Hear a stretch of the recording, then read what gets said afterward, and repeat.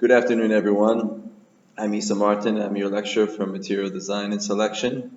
And I was just going to talk to you today a little about the steps in the material selection process when you're selecting a book or some course materials for your English class, some of the steps that are involved in this process.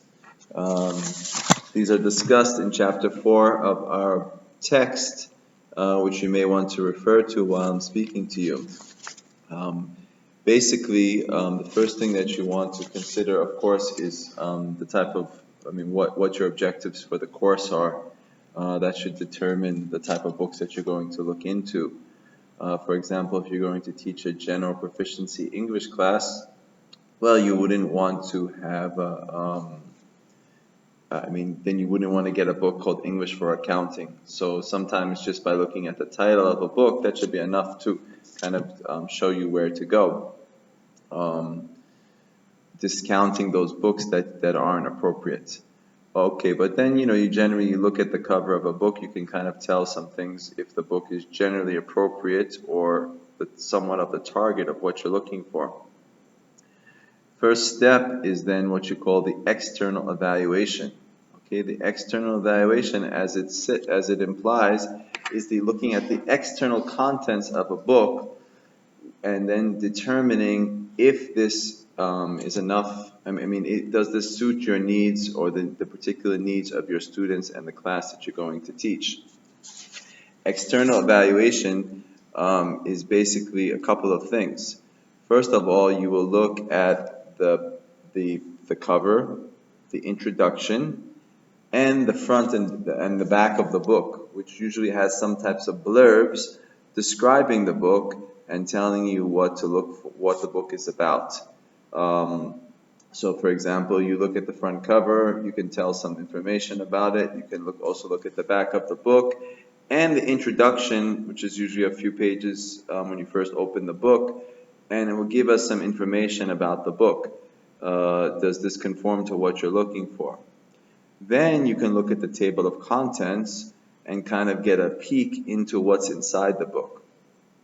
The table of contents has been sometimes termed as the bridge between the external evaluation and the next part of the evaluation, which is the internal evaluation.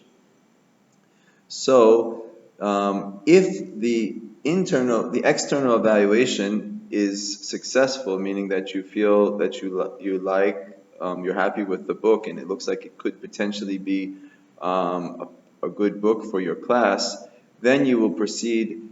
After looking at the table of contents, you'll then proceed to the internal evaluation. Internal evaluation now is the more in-depth look.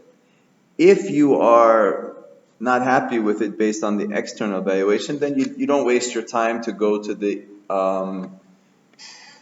internal evaluation.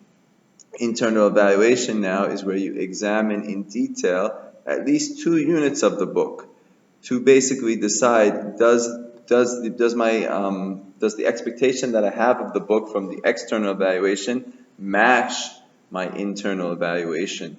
Does it conform to what's actually in the units? Is it set up nicely? And do I feel that the book will now be appropriate for my class?